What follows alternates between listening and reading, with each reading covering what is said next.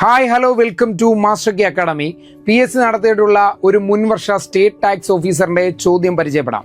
ചോദ്യം ഇതാണ്: net profit for the year is ₹1 lakh, increase in current asset is ₹10,000, decrease in current liability is ₹20,000. Net profit 1 ലക്ഷവും current asset increase ചെയ്തത് 10,000ഉം current liability decrease ചെയ്തത് 20,000ഉം ആണെങ്കിൽ cash from operation എത്ര?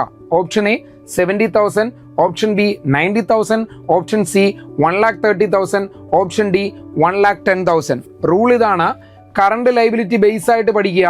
Current liability കൂടിയാൽ കൂട്ടണം, current liability കുറഞ്ഞാൽ കുറയ്ക്കണം. Current asset opposite ആണ്.